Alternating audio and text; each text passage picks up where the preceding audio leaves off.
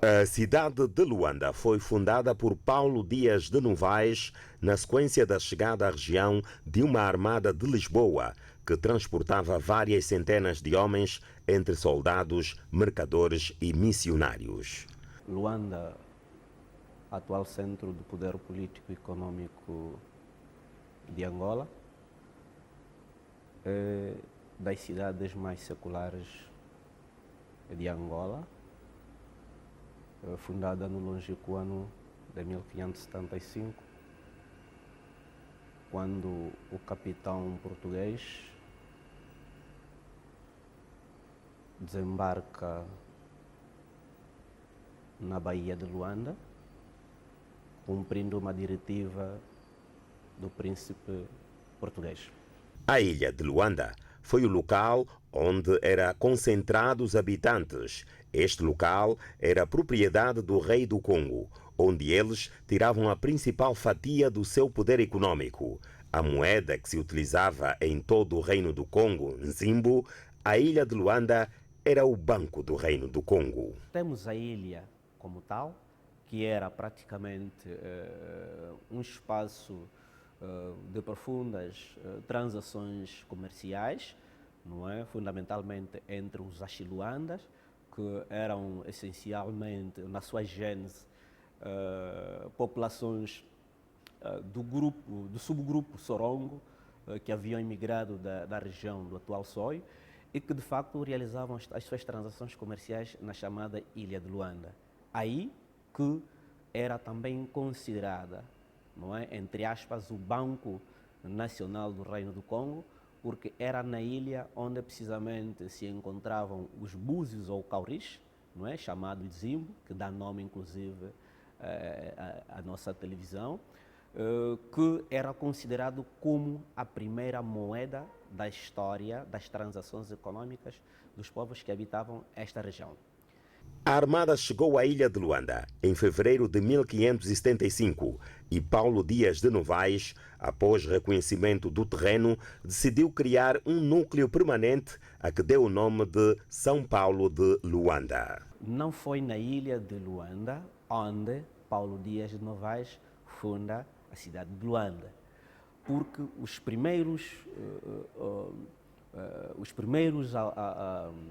as primeiras edificações no âmbito da fundação da cidade de Luanda ocorrem precisamente naquele perímetro que hoje é constituído entre a zona do Belizão e a chamada zona da cidade alta.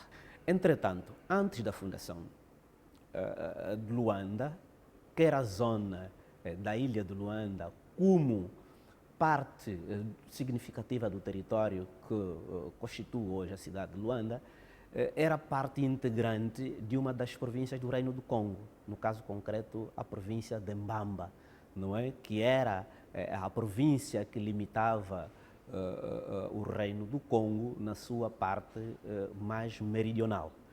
A Fortaleza de São Miguel foi a primeira fortificação a ser erguida em Luanda no século XVI, durante o governo de Paulo Dias de Novais. Primeiramente construída em barro, esse material será depois substituído em 1638.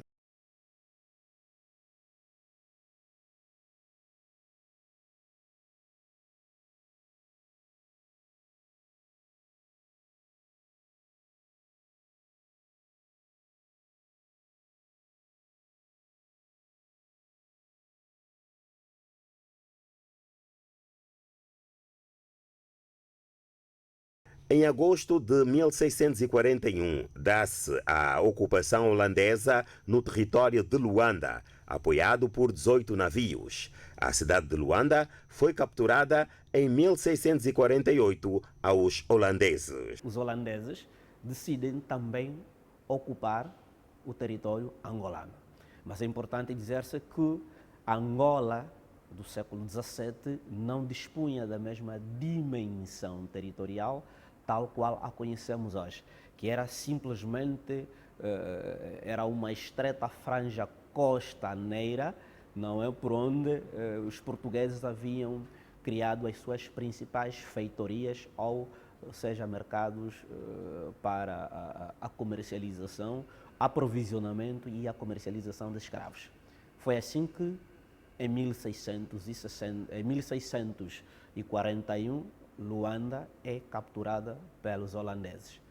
Não é? E, contra as expectativas, o domínio holandês em Luanda e outros territórios adjacentes ao sul do Kwanza, mais concretamente a colônia, o território de São Felipe de Benguela, tiveram uma ocupação muito efêmera, dado que a parte a parte brasileira que estava sob ocupação portuguesa sentia-se carente da mão de obra escrava. Daí que, após os insucessos das expedições programadas a partir de Lisboa, com o objetivo de restaurar Angola, terão levado com que os brasileiros pudessem, de facto, financiar a tal armada que em 1648, não é, expulsaram os holandeses, não é, do território luandense, não é, de uma forma geral do território angolano. Luanda também esteve no centro do tráfico de escravo, tendo como principal porto o atual Museu da Escravatura no Benfica. O complexo do Morro da Luz, aqui na Corimba, o próprio museu, atual Museu de História Militar, que era a Fortaleza de São Miguel, e efetivamente o Museu da Escravatura, eram locais, não é, que foram importantes para esse comércio, porque era lá onde eram concentrados os escravos. Depois da sua captura do interior, onde eram transacionados, onde eram selecionados de acordo com as suas qualidades, e também eram o local onde eram realizados os primeiros rituais de batismo dos escravos antes da sua transportação para o continente americano. Uma vez que, no quadro da política portuguesa, um elemento essencial era a mudança dos nomes nativos, que era um processo que se realizava através da conversão ao cristianismo.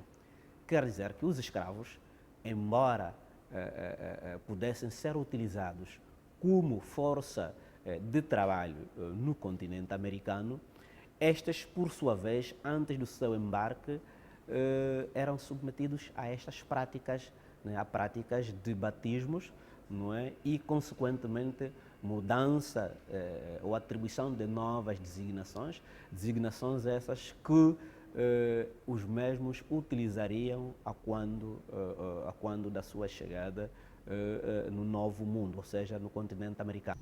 Na Baixa de Luanda fica um dos lugares marcantes da rota da escravatura, a Igreja do Carmo. Construída no século XVII, pela Igreja do Carmo passaram milhares de escravos, muitos vindos do interior.